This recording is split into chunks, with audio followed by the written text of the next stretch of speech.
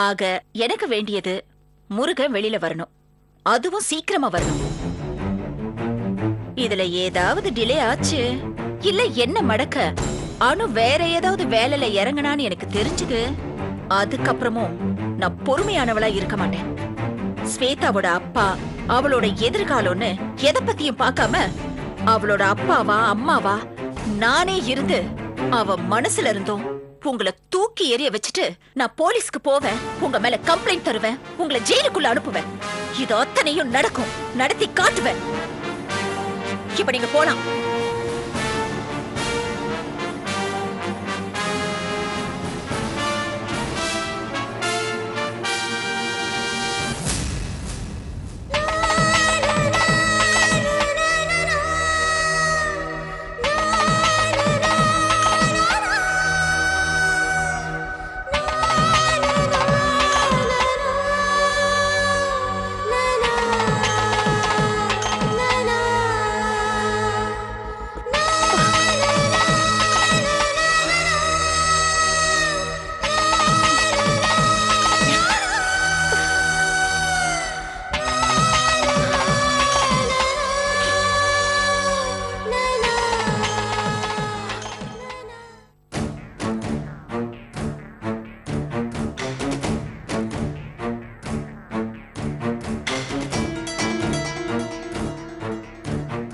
அனுமா, மாப்பிள்ளை எப்படியும் வீட்டுக்கு வரதானே போறாரு. அவர் எங்க போனாருன்ற விஷயம் நமக்கு தெரியதானே போகுது. அவர் வர வரைக்கும் கால் கடுக்க இப்படி நடந்துட்டே இருக்கணுமா? போய் உட்காருடா. நான் அவ்வளோ கேட்டும் தான் எங்க போறாருன்னு சொல்லாமலே போயிட்டாரு பாருங்க. மாப்பிள்ள ரொம்ப பயந்து போயிட்டாரு. என்னோட யூகம் என்னன்னா, அவர் ராதா வீட்டுக்கு தான் போயிருப்பாரு. நான் வீட்டு பத்திரத்தை திரும்ப கொடுத்துறேன், என் மேல எந்த கம்ப்ளைண்ட் கொடுத்துறாதுன்னு கேட்க போயிருப்பாரு. அப்படி மட்டும் அவர் பண்ணிருந்தா அதை என்னால மன்னிக்கவே முடியாதுன்னு.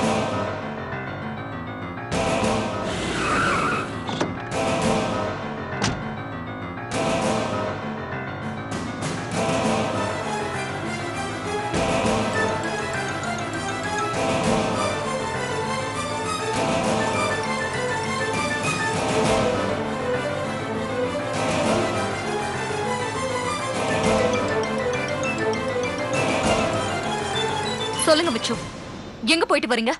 வேற எங்க போவேன்? ராதா வீட்டுக்கு. எதுக்கு? நான் பண்ணதெல்லாம் தப்புதான். வீட்டு டாக்குமெண்ட்டை திருப்பி தந்துடுறேன், என் மேல கம்ப்ளைண்ட் தந்துடாதேன்னு அவ கால்ல விழுந்து கெஞ்சி கேட்டுட்டு வந்தீங்களா?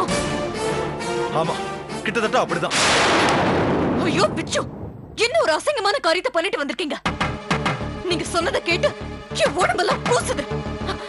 ராதா வீட்டுல உங்க காலடி பாடுறதா? அவகிட்ட நீங்க கையேந்தி நின்னதை விட நீங்க ஜெயிலுக்கே போயிருக்கலாம் மிச்சு. நான் என் உயிரை கொடுத்தாவது உங்களை வெளியே கொண்டு வந்திருப்பேன். இப்படி ஒரு காரியத்தை செஞ்சுட்டு வந்திருக்கீங்களே, இதெல்லாம் நீங்களே என்ன அவமானப்படுத்தினது போல இருக்கு மிச்சு. மியூச்சுவல் கன்சர்ன்ல அவ கையெழுத்து போட்டுட்டு உங்களையும் நம்ம குடும்பத்தையும் விட்டு அவ விலகி போயிருந்தா நான் அவளை சேர்ந்து இருக்கவே மாட்டேன். தேவி விஷயத்துல அவ என்ன அவமானப்படுத்தினா, நான் பதிலுக்கு அவளுக்கு பாடம் கத்து கொடுத்தேன். ஆனா நீங்களே என்ன தலைகுனையை வச்சுட்டீங்களே, இப்ப நான் உங்களை என்ன பண்றது சொல்லுங்க பிச்சு. என்ன பண்ணுவானு? என்ன விட்டு விலகி போயிடுவியா? என்ன வேண்டான்னு தூக்கி எறிஞ்சிருவியா? நான் எதுக்காக ராதாவை பார்க்க போனேன்? அவகிட்ட போய் கையேந்தினேன். ஏன்? அவ கம்ப்ளைண்ட் கொடுத்தா அதனால வர விளைவால அத்தனை அவமானங்களையும் அசிங்கங்களையும் நான் தான் அனுபவிக்கணும். இப்ப அத கூட நான் பெருசா நினைக்கல. முதல்ல என் வேலை போகும். நாம பண்ணது ஒரு கிரிமினல் ஆஃபென்ஸ். கண்டிப்பா எனக்கு தண்டனை கிடைக்கும். நான் ஜெயிலுக்கு போவேன். அதனால நீயும் நானும் பிரிஞ்சு வாழணும். நம்ம ரெண்டு பேரும் பிரிஞ்சு வாழவா காதலிச்சு கல்யாணம் பண்ணிக்கிட்டோம். நம்ம சேர்ந்து வாழ நமக்கு இந்த ஒரு ஜென்மம் பத்தாதுன்னு நான் நினைக்கிறேன். நம்மளை யாரும் எப்பவும் பிரிச்சிடக்கூடாதுன்னு நினைக்கிறேன். அதனாலதான் என்ன ஆனாலும் சரின்னு நான் அவகிட்ட போய் நின்ன. இது தப்பானு சொல்லு. இதுக்காகவா நீ என்ன கோவிச்சுக்கிற? என்ன தண்டிக்க போறியா? தண்டியானு, தண்டி.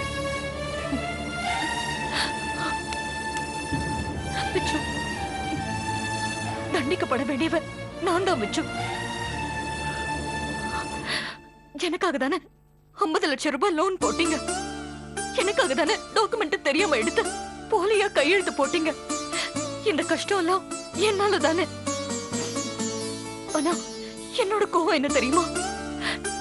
என் புருஷன் உங்களால தூக்கி எறியப்பட்ட ஒருத்திக்கிட்ட நீங்க கையேந்தி நிக்கிறதா? இனி ராதா உங்களை என்னைய எப்படி பாப்பா? அந்த கோவம் தான் எனக்கு. ஆனா அவகிட்ட நீங்க கையேந்தினது கூட எனக்காக தான், நம்ம சந்தோஷத்துக்காக தான், நம்ம எதிர்காலத்துக்காக தானே நீங்க சொன்னதுக்கு அப்புறம் இனி நான் சொல்ல என்ன இருக்கு? சரி போயிட்டீங்க. அவ என்ன சொன்னா? அவ என்ன மன்னிக்க தயாரா இல்ல. அப்படின்னா டிமாண்ட் பண்றா. அவளுக்கு என்ன வேணுமா? பயப்படாத, அவ என்ன சட்டையே பண்ணல. அவ என் மேல கேஸ் கொடுக்காம இருக்கணும்னா கள்ள பணத்தை மாத்தி வச்சது நம்ம ஏற்பாடுதான். அதனாலதான் முருகன் உள்ள இருக்கான்னு, உடனே முருகனை வெளியில கொண்டு வரணும், அதுக்கான ஏற்பாட்டை நம்ம உடனே செஞ்சாகணும்னு அவ கண்டிஷன் வச்சிருக்கா. அப்படி முருகன் வெளியில வரலனா என் மேல கண்டிப்பா கம்ப்ளைண்ட் தருவேன்னு சொல்லிருக்கேன்.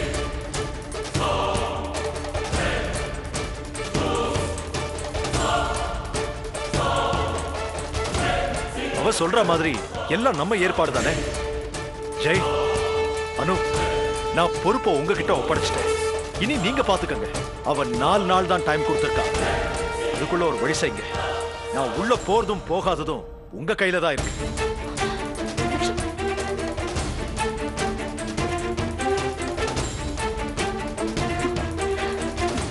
என்னங்க இப்படி சொல்லிட்டு போயிட்டாரு? இப்ப நம்ம என்ன பண்றது? ஏதாவது பண்ணிதான் ஆகணும். அவர் உள்ள போனார்னா கஷ்டம் அவருக்கு மட்டும் இல்ல, ஆபத்து நமக்கும் தான். சேட்டுக்கிட்ட 50 லட்சம் கடன் வாங்கியிருக்கோம். கோல்டு மார்க்கெட் பிசினஸ் நின்று போயிடும். போலீஸ் அவரை கூட்டிட்டு போய் 4 தட்டு தட்டினாங்கன்னா பேங்க் பணத்தை எடுத்து இல்லீகலா பிசினஸ் பண்ணதெல்லாம் உளறி கூட்டிடுவாரு. ஏன் பேங்க் ஸ்டாஃப்ஸ் கூட இதுதான் சாக்குன்னு நம்மளை பத்தி போட்டு கொடுத்துருவானுங்க. என்னையும் தூக்கி உள்ள வச்சிருவானுங்க. மொத்தமா கொலாப்ஸ் ஆயிடும். ஏண்டா அனு மாப்பிளைய பத்தி கவலைப்படுற? இப்ப கூட உனக்கு பணம் தான் இல்ல? சித்தி, பணம் மட்டும் இருந்தா எதையும் விலைக்கு வாங்கலாம். எதையும். தபாரணும், நான் பிராக்டிக்கலா பேசுறேன். மாப்பிள்ள அரெஸ்ட் ஆகி உள்ள போனா அதோட முழு விளைவு என்னன்னு தான் நான் சொல்றேன். தயவு செஞ்சு அதை புரிஞ்சுக்குங்க. அனு, இப்ப கூட சொல்லு, பணத்தை பத்தி எனக்கு கவலை இல்லைன்னு ஒரு வார்த்தை சொல்லு. மாப்பிள்ள உள்ள போவாதபடி நான் பாத்துக்கிறேன். இப்ப பணமா முக்கியம்? எனக்கு என் பிச்சு தான் முக்கியம். அப்புறம் பேசுனதெல்லாம் நீயும் கேட்டுட்டு தானே இருந்த. அவருக்காக நான் என் உயிரையும் கொடுப்பேன். பணம் என்ன பணம்? எவ்வளவு செலவானாலும் பரவாயில்ல. எனக்கு என் பிச்சுக்கு எதுவும் ஆயிடக்கூடாது. சொல்ல, நீ என்ன செய்ய போற? முருகன் வெளியே வருவான். அவனுக்கு பதிலா குத்தத்தை ஒத்துக்கிட்டு நம்ம ஆளுங்க உள்ள போவாங்க. எப்படியும் ஒரு 3-4 வருஷம் அவங்க வெளியே வர்றதுக்கு. அவங்க வெளியே வர்ற வரைக்கும் அவங்களே நம்பி இருக்க அவங்க குடும்பத்தோட கதி. அதுக்கு நாம ஒரு அமௌண்ட் கொடுக்க வேண்டியிருக்கும். இத நான் நாகராஜ் மேல வச்சிருக்க நம்பிக்கையில சொல்றேன். அது நடக்காம கூட போலாம். ஆனா பணத்தை கொடுத்தா இது நடக்கும்ன்ற நம்பிக்கை எனக்கு இருக்கு. பணத்தை பத்தி கவலை இல்லைன்னா, ஆனா முருகன் வெளியே வந்துட்டா நான் ராதா கிட்ட தோத்து போயிட்டு தான் ஆயிடுமே. கூலி பதுங்குதுன்னா அது கோழத்தனம் இல்ல, புத்திசாலித்தனம். இப்ப நாம பதுங்குறோம். பாஞ்சி தாக்க வேண்டிய நேரம் நமக்கும் வரும். முருகன் வெளியே வந்தாதான் மாப்பிள்ள உள்ள போறதை தடுக்க முடியும். சரிண்ணே, ஏற்பாடு செய். நான் போய் நாகராஜை பார்க்குறேன். எவ்வளோ பணம் டிமாண்ட் பண்ணுவான்னு தெரியல. போய் பேசினாதான் அது தெரியும். அதுக்கும் நம்ம ஏற்பாடு பண்ண வேண்டியிருக்கும். நான் வரேன்.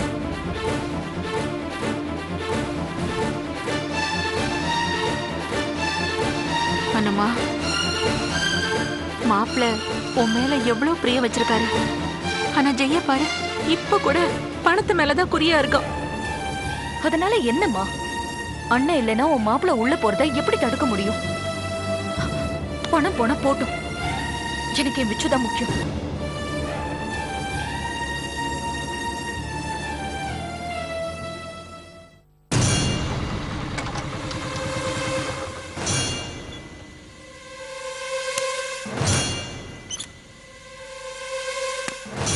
வாங்கத்துல நாகராஜ், என்ன அர்ஜென்ட்டா சந்திக்கணும்னு சொன்னீங்க, என்ன விஷயம்? நாகராஜ், ஒரு இக்கட்டான சூழ்நிலை. என்னாச்சு தல? என் மாப்பிள்ள விஸ்வநாதன் ஒரு பிரச்சனை இல்ல, போலீஸ்ல மாட்டிக்கு வரோன்ற மாதிரி ஒரு சூழ்நிலை. அப்படி என்ன சூழ்நிலை? கோல்டு மார்க்கெட் பிசினஸ்ல ஏதாவது மாட்டிக்கிட்டாரா? சேச்சே, இது ஒரு குடும்பத்து பிரச்சனை. போலீஸ்ல கம்ப்ளைண்ட் கொடுத்துருவேன்னு அவங்க மிரட்டுறாங்க. இப்ப நான் என்ன செய்யணும்? அப்படி மிரட்டினவங்கள கூலிப்படி அனுப்பி போட்டு தள்ளிடுறவா? அடையாம்பா நீ வேற. ஏற்கனவே 1008 பஞ்சாயத்தை வச்சிட்டு இருக்கோம், இதுல கொலை வேறையா? அதெல்லாம் ஒண்ணும் வேணாம். அதை ஏன் நாகராஜ் கேட்குற? என் மாப்பிள்ள ஒரு தொடர் நடிகை. போலீஸு கோர்ட்டு கேஸுனாலே பயப்படுவான். இப்போ எங்க போலீஸ் அவனை அரெஸ்ட் பண்ணிருக்கோன்னு பயந்து சாவறான். அவன் பயந்தா பரவாயில்ல, அவனால என் தங்கச்சி அனுவும் டென்ஷன் ஆகுறான். எந்த காரணத்தை கொண்டும் என் புருஷன் அரெஸ்ட் ஆகிடக்கூடாது, எவ்வளோ செலவானாலும் பரவாயில்ல அப்படின்னு சொல்லி அனுப்புனா அவன். எந்த உதவியா இருந்தாலும் நான் உன்னை தேடி தான் வருவேன். நீ செய்வேன்ற நம்பிக்கையில் இந்த உதவியை நான் உங்ககிட்ட கேட்கக்கூடாது. எனக்கு வேற வழி தெரியல நாகராஜ். என்னாச்சு தல? இன்னைக்கு என்னாச்சு உனக்கு? எப்பவும் பட்டுரு போட்டு உடைச்ச மாதிரி பேசுவ, இன்னைக்கு மட்டும் ஏன் இப்படி சுத்தி வளைச்சு பேசுற? அது உங்ககிட்ட கேட்க எனக்கே சங்கடமா தான் இருக்கு. அட நீங்க வேற என்னன்னு சும்மா கேளுங்க தல. மாப்பிள்ள போலீஸ்ல மாட்டாம இருக்கணும்னா முருகன் வெளியே வரணும்னு ஒரு டிமாண்ட் வச்சிருக்காங்க. யாரு தல? அது யாருன்றது முக்கியம் இல்லை. ஆனா முருகன் வெளியே வரணும்னா அதுக்கு நீயும் உங்க ஆளுங்களும் போலீஸ்ல சரண்டர் ஆகணும். நாகராஜ், நீங்க சரண்டர் ஆனாதான் முருகனை வெளியே கொண்டு வர முடியும். ஓ, அதுக்கு தான் இவ்வளவு சுத்தி வளைச்சு பேசுறியா? குத்தத்தை ஒத்துக்கிட்டு நாங்க உள்ள போனா முருகனுக்கு கிடைச்ச தண்டனை எங்களுக்கு கிடைக்கும். நாங்க வெளியே வர 3 வருஷம் ஆகும். அதான தல சொல்ல வர்ற? ஆமா நாகராஜ்.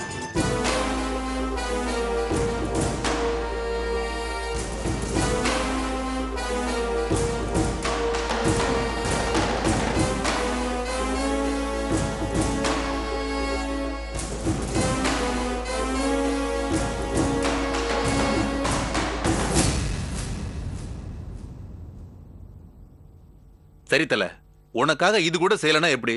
நாங்க சரண்டர் ஆகிறோம். நாகராஜ், நிஜமாவ சொல்றேன். எங்களுக்காக நீ 3-4 வருஷம் உள்ள இருக்க முடியா? அது உனக்கு எந்த பிரச்சனையும் இல்லையா? பிரச்சனை இல்லாமலா? எனக்கும் நம்ம பசங்களுக்கும் குடும்பம் இருக்குதே. நாங்க வெளியே வர்ற வரைக்கும் குடும்பத்தை கவனிச்சுக்க பணம் வேணுமே. என்ன நாகராஜ், எங்களுக்காக நீங்க உள்ள போகும்போது உங்க குடும்பத்து விஷயத்தை நான் பாத்துக்க மாட்டேனா? தல, எனக்கு உன் மேல நம்பிக்கை இருக்கு. ஆனா நம்ம பசங்க நம்பணும். குடும்பத்தில் உள்ளவங்களுக்கு பயம் தெரியணும். அதான். ஓ, முன்னாலே பணம் கொடுத்துறது நல்லதுன்னு சொல்றியா? எவ்வளவு பணம் செலவானாலும் பரவாயில்லன்னு அனு சொன்னதா சொன்னேன்ல, அதுக்கெல்லாம் என்ன அர்த்தம்? அதுக்கெல்லாம் ரெடியா தான் நானும் வந்திருக்கேன். சொல்லு, எவ்வளவு தேவைப்படும்? ராசாத்தியும் அம்மாவும் நம்மளை தான் நம்பி இருக்கு. என்னதான் நம்ம மிரட்டினாலும் தான் மகளை கோர்ட்ல சாட்சியத்தை மாத்தி சொல்ல வச்சுட்டா. நான் உள்ள போறேன்னா அவங்களுக்கும் செட்டில் பண்ணிட்டு தான் போகணும். சரி, மொத்தத்துக்கும் கணக்கு பண்ணி எவ்வளவு ஆகும் சொல்லு.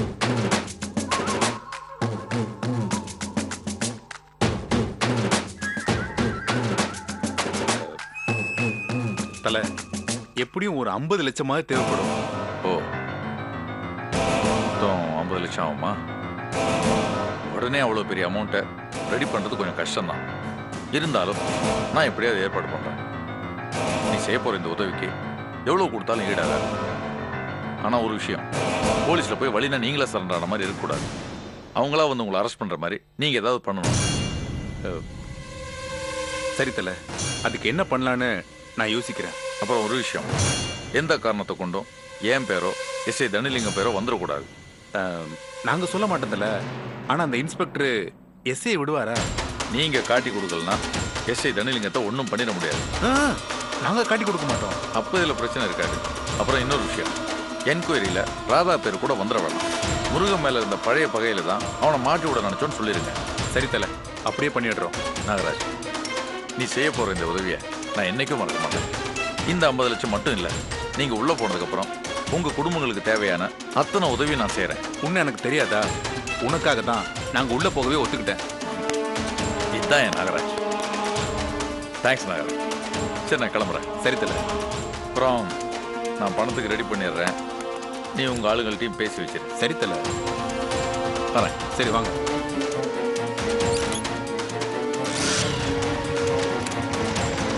வாங்க தல.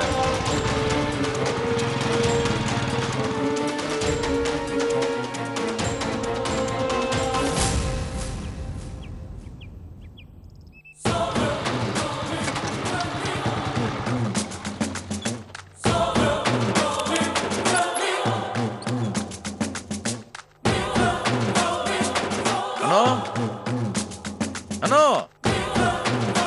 அனு எங்க இருக்க அனு? சீக்கிரம் வா. என்ன அனு எங்க? என்ன விஷயம்? அனு எங்கன்னு கேட்டேன். என்ன சொல்லு. அண்ணே, வா அனு. போன காரியம் என்னாச்சு? இறங்கி வா சொல்றேன்.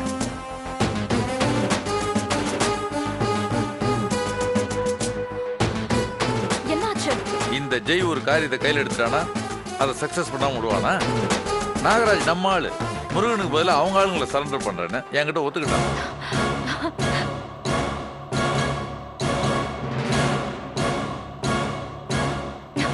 அப்படியா? ஆமா. ஆனா அதுல என்ன ஒரு சிக்கல்னா, அவங்க உள்ள போனா வெளியே வர்றதுக்கு எப்படியும் ஒரு 3-4 வருஷம் ஆகும். அது வரைக்கும் அவங்க குடும்ப செலவுக்கெல்லாம் பணம் வேணும்னு கேக்குறாங்க. நான் தான் இவ்வளவு செலவானாலும் பரவாயில்லன்னு சொன்னேனே. அதான் நீ சொன்ன தைரியத்தில் தான் நானும் அங்க வாக்கு கொடுத்துட்டு வந்திருக்கேன். எவ்வளவு கேட்டா? அது 1 கோடி. 1 கோடி ரூபாவா?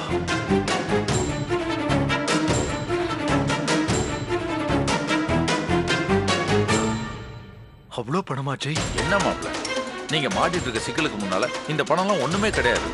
நீங்க இதுக்கெல்லாம் யோசிச்சீங்கன்னா சொன்ன மாதிரி சிக்கலெல்லாம் அனுபவிக்க வேண்டி வரும். நீங்க வெளியே இருந்தீங்கன்னா இந்த பணம் என்ன மாப்பிள்ள, பழைய 50 லட்சமும் சேர்த்து எல்லாத்தையும் 2 வருஷத்துல முடிச்சிடலாம். அதுக்காக 1 கோடி ரூபாவா? இது அநியாயம். ஆண்டி கொஞ்சம் பேசாம இருக்கீங்களா?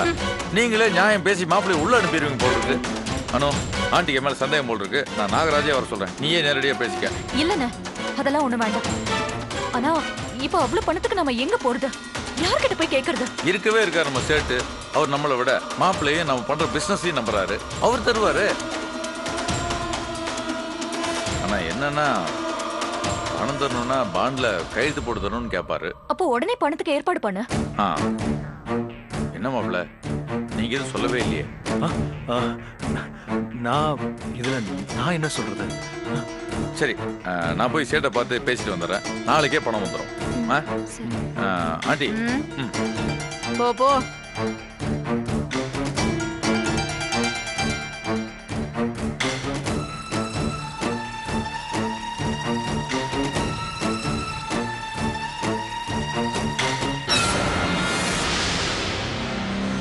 அனு, நம்ம நிலைமைய இந்த ஜெய் தப்பா பயன்படுத்துறான்னு தோணுது. இவன் என்னவோ பெரிய சிக்கல் இழுத்து விட்டுருவான் போல இருக்கு. அது நாளைக்கு தானம்மா. இப்போ சிக்கல் தீரணும்னா அண்ணனை நம்பிதான் ஆகணும்.